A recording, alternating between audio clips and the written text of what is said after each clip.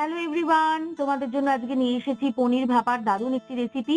তার জন্য দেখো আমি এখানে পনিরগুলোকে কিউব কিউব করে কেটে নিয়েছি, তারপরে একটু নুন হলুদ মাখিয়ে সর্ষের তেলে হালকা একটু ফ্রাই করে নিয়েছি। এরপরে নিয়ে নিলাম সাদা এবং কালো সর্ষে, পোস্ত, কাঁচা লঙ্কা, নারকোলের গুঁড়ো, টক দই আর সমস্ত কিছুকে একসাথে মিশিয়ে আমি সুন্দর একটা পেস্ট বানিয়ে নিলাম। পেস্টের মধ্যে তোমরা চাইলে অল্প একটু জলও অ্যাড করে নিতে পারো। এর মধ্যে একটু নুন, হলুদ, চিনি আর একটু সর্ষের তেল দিয়ে দিলাম। এবার একটা টিফিন বক্স নিয়ে তার মধ্যে তেলটাকে গ্রিস করে ভাজা পনিরের টুকরোগুলোর সাথে পুরো মশলাটাকে মাখিয়ে নিলাম। ওপর থেকে একটু কাঁচা সর্ষের তেল এবং কাঁচা লঙ্কা দিয়ে এই টিফিন বক্সটাকে এবার আমি প্রেসার কুকারের মধ্যে জল দিয়ে একটু দমে বসালাম। তোমরা চাইলে এটা কিন্তু কড়াইতেও করে নিতে পারো। এই অবস্থায় আমি সিটিটা খুলে দিলাম, তা না হলে পুড়ে যেতে পারে। কম আছে 10 মিনিট এরকম ভাবে রাখলেই কিন্তু রেডি হয়ে যাবে অপূর্ব সুন্দর এই পনির ভাপার ইজি রেসিপি। কেমন লাগলো অবশ্যই কমেন্ট করে জানিও, আর ভালো লাগলে চ্যানেলটাকে সাবস্ক্রাইব করো।